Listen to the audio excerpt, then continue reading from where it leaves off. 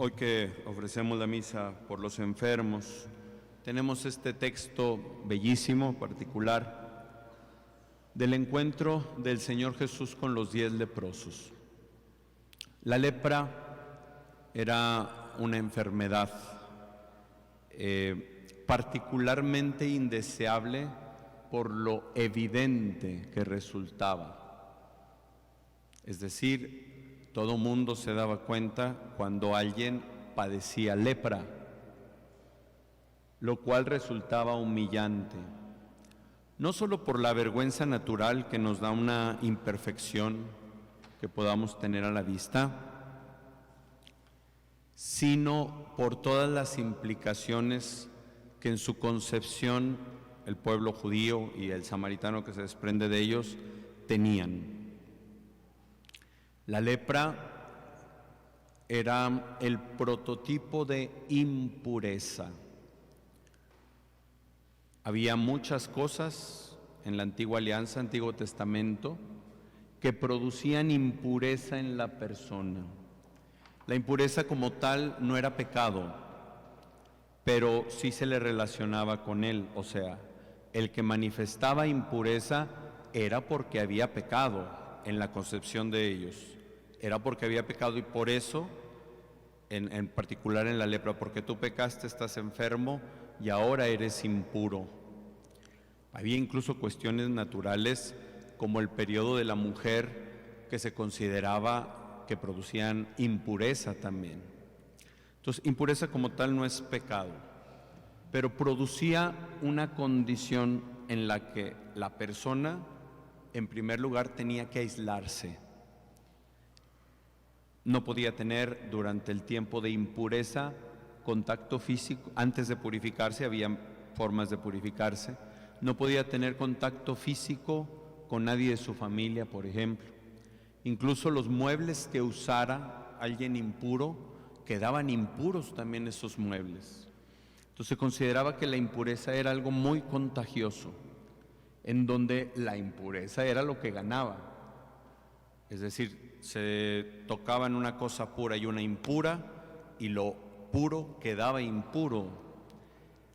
Aparte del aislamiento social, familiar que el impuro vivía, lo más triste, lo más grave, era que no podía dar culto a Dios mientras durara la impureza.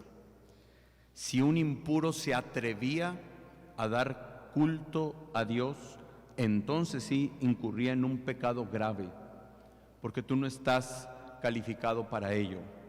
Tú eres indigno para el culto. Esa es la impureza en general.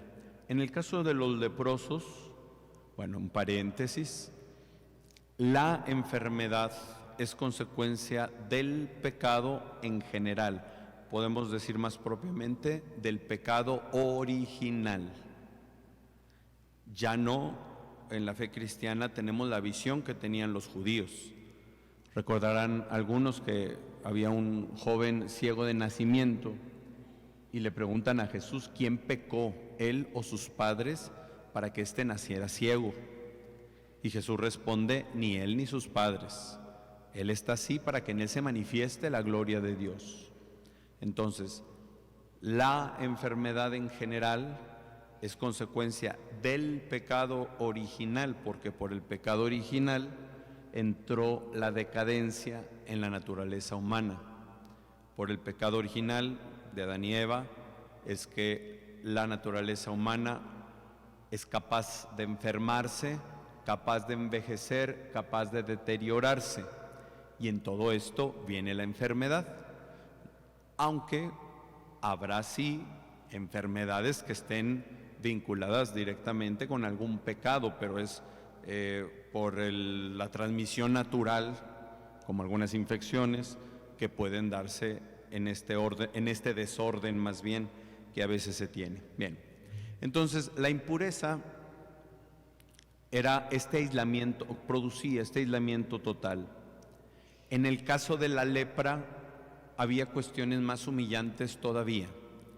El leproso tenía que andar despeinado, tenía que andar con la ropa maltratada, por eso el pedacito de tela que les invitamos a traer. Tenía que andar con la ropa maltratada, con su propio vestido, tenía que cubrir la boca para no contagiar, pero al mismo tiempo tenía que ir gritando: impuro, impuro, impuro, para que si iba a pasar en medio de la gente se alejara.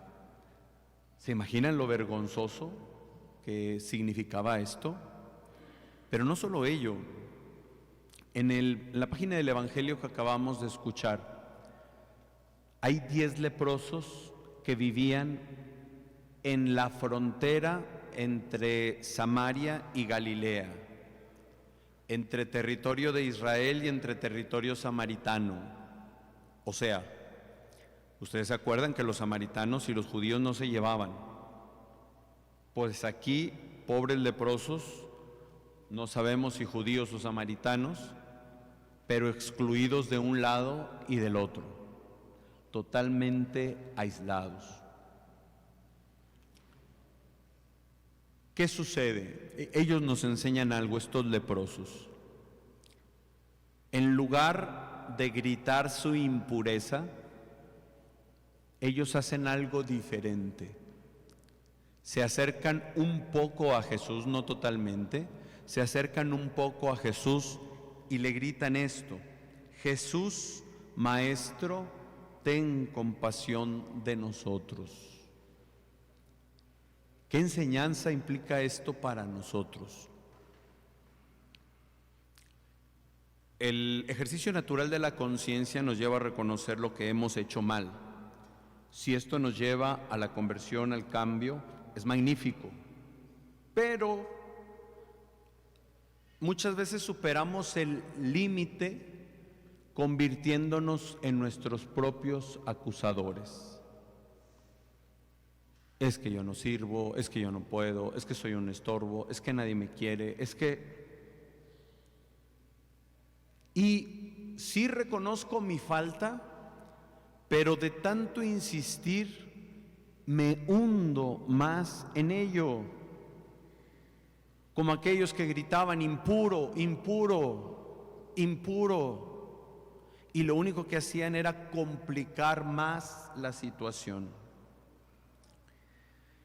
Estamos en un momento en que en la sociedad que vivimos se tiende a buscar el aislamiento. Y eso aguas, porque hay estrategias detrás de ello. Por ejemplo, las pantallas. De una televisión en la casa a varias televisiones en la casa, a que cada uno pueda tener el principio de aislamiento delante de sí todo el tiempo. Como paréntesis, hay un libro interesante que se llama Apaga el celular, enciende tu cerebro, donde expone estudios que se han hecho científicos de que las pantallas pueden producir más daños en el cerebro que algunas drogas. Tengan cuidado, y en particular con los hijos, niños y jóvenes, no es mandato el que ellos tengan que tener un celular y usarlo todo el tiempo. Tampoco aislarlos, porque es una herramienta que se tiene que usar, pero ponerles reglas para el uso, y los adultos también. Cierro ese paréntesis. Tendemos a un aislamiento. De hecho, un fenómeno muy delicado que pasa en la actualidad es que el hombre, las nuevas generaciones muy en particular, pero nos puede pasar a los que somos ya de generaciones anteriores, el no querer depender de nada ni de nadie, el querer pretender que es falso, ser el origen de mí mismo, no tener un Dios al cual deberme, pero incluso ni siquiera tener unos papás a los cuales deberle. ¿Me entienden esto? Por ejemplo, cunde mucho en redes una idea absurda totalmente: es que yo no les pedí que me trajeran, y es que porque, como si fuera una tragedia la existencia. Y eso lleva a un aislamiento impresionante. E insisto, esto nos puede pasar a todas las edades. Vivir como aquellos impuros, como aquellos leprosos, abstraídos de todo. como una ostra que se cierra en sí misma. Insisto que los leprosos nos enseñan que en lugar de seguirse hundiendo en la impureza, acudieron a Jesús. Entonces, en ese ensimismamiento que tendemos, por decirlo así, en el que terminamos viéndonos el propio ombligo todo el tiempo, es que ¿qué puedo? Es que no sé qué va a pasar, es que si esto, es que si lo otro, y es que ¿qué voy a hacer? Y es que levanta tu mirada a Jesús. Conócelo a Él, conoce su palabra y encontrarás una guía segura. Hoy celebramos a San Ignacio de Loyola, lo he mencionado varias veces, un santo impresionante para el discernimiento. Y es tan simple y por eso tan excelente y tan excelso, que da muchas pistas del cómo tomar decisiones, cómo dirigirnos. Por ejemplo, hay unos psicólogos que dicen que ellos inventaron una técnica que se llama de la silla vacía. Me siento delante de una silla vacía y empiezo a hablar con nadie, pero para expresar mis inquietudes y demás, y poder encontrar aspectos de mi propia vida. Pues en el siglo XVI ya San Ignacio hablaba de esto. Decía, cuando usted no halle cómo solucionar un conflicto o tomar una decisión, qué hacer ante tal cosa, imagine que viene alguien de muy lejos que usted no conoce, pero curiosamente la situación de aquella persona coincide con la de usted. Y entonces le empieza a platicar, fíjate que yo esto, fíjate que yo aquello. No son las palabras de San Ignacio, pero para entenderlo, me pasa esto, y curiosamente la misma situación que usted, empiece a aconsejarlo, a ese amigo imaginario, digamos, empiece a aconsejarlo. Y en el aconsejar a ese amigo imaginario va a encontrar respuestas. Eso no es invento de los psicólogos, es de San Ignacio, un maestro del conocimiento del alma. Y yo lo he usado muchas veces. Por ejemplo, alguna vez una mujer, padre, es que no sé qué hacer, mi marido me está golpeando, ya me amenazó y estoy ahí en medio, estoy asfixiada, no sé qué hacer. A ver, imagínate que llega una mujer y te platica exactamente la misma situación. Platícale a ella, dile qué tiene que hacer. Y empieza la mujer, vete de ahí, cuídate, cuida a tus hijos, tú vas a poder. Y le dije, pues ahí está. Ahí está. Entonces, dejar de ver el ombligo, voltear a ver a Jesús y entender que en Él es donde, como decía las palabras del Papa Benedicto, se va a abrir un nuevo horizonte en mi vida y con ello una orientación decisiva. Una orientación decisiva. Acude a Jesús. Una cosa que yo noté mucho en el tiempo de pandemia es que la gente tenía miedo de orar, miedo a decepcionarse por orar y no obtener lo que pedíamos. En el caso que digo muchas veces, la curación de un ser querido. Padre, es que está internado mi ser querido y fíjese, ora, pídele al Señor. No, es que, ¿y si no lo sana? Prefiero no arriesgarme como para no hacerme una expectativa y luego decepcionarme de Dios. Respecto al orar por sanación, digo algunas cosas. Primero, el efecto de la oración depende de quien escucha más de que quien lo hace. Es decir, les había hablado el primer día cómo el enemigo sembró en el corazón del hombre desconfianza respecto a la buena voluntad de Dios para conmigo. No confíes en Dios, Él no quiere tu bien. Pero Jesús vino a hacer exactamente lo contrario. Y en este sentido debemos tener la certeza de que de Dios siempre obtendremos la mejor respuesta.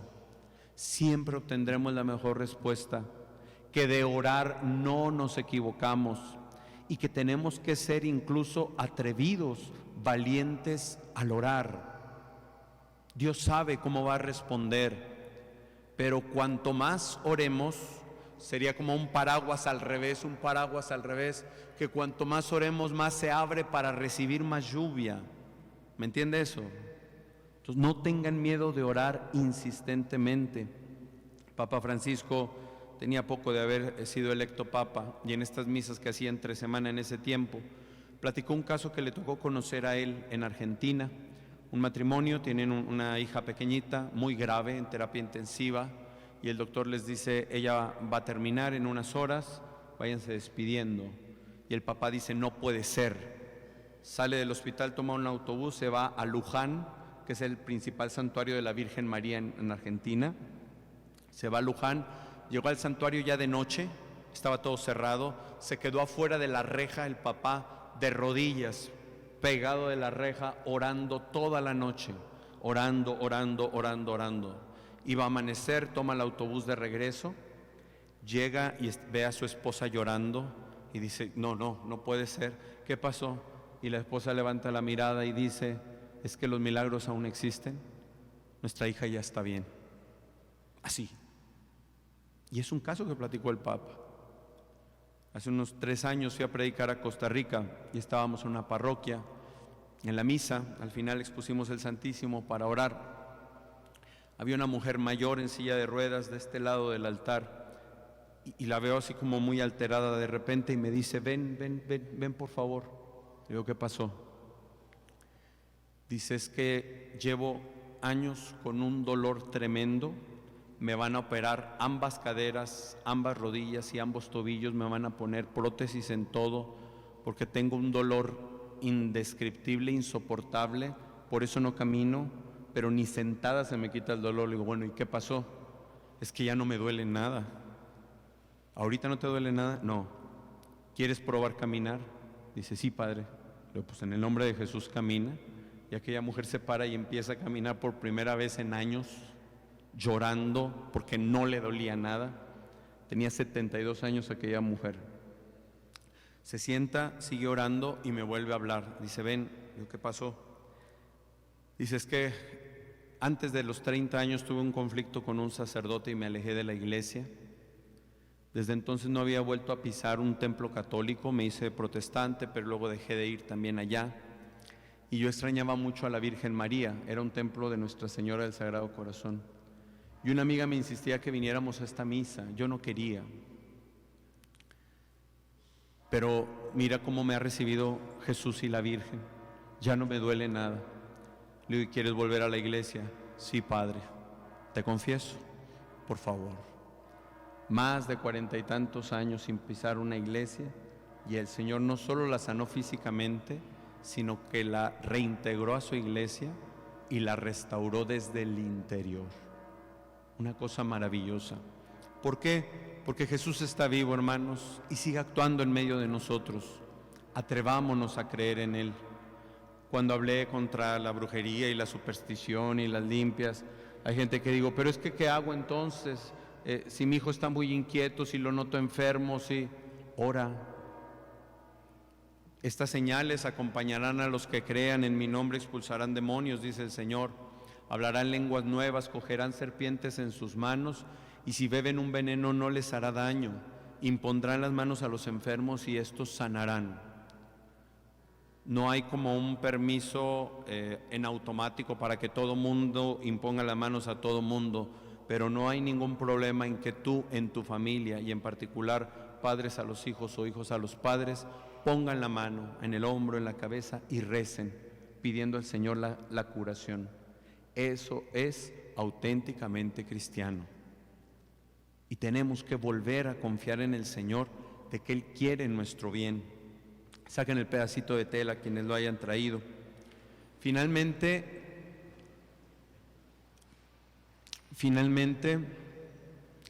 de los 10 sanados, que les incluyó un acto de fe, porque cuando acuden a Jesús, Jesús les dice, vayan al sacerdote y presenten la ofrenda. Ellos estaban enfermos todavía y obedecen a Jesús. Van a presentar la ofrenda por su curación cuando todavía están enfermos. Y mientras iban de camino, fueron sanando. Esto significa que muchas veces la restauración que Dios quiere hacer en nosotros, a nivel físico o a nivel interior, requiere de un proceso y no se da de inmediato. Así es que no nos desesperemos. Pero hubo un leproso que regresó, y el que regresó a dar gracias. Estoy seguro que en este novenario recibiremos de Dios muchas bendiciones, recibiremos muchas gracias espirituales. Seamos capaces de ser agradecidos. Amén. Vea el pedacito de tela, quienes lo traigan, quienes no, puede ver su propia ropa, sus manos. Y ahí vamos a poner con nuestro pensamiento, nuestra imaginación, el aislamiento, las preocupaciones, la impureza, las enfermedades, los conflictos en la familia, en el trabajo, todo eso que turba mi corazón y en lo que me he centrado tanto, pero tanto, que incluso he permitido que me robe la paz.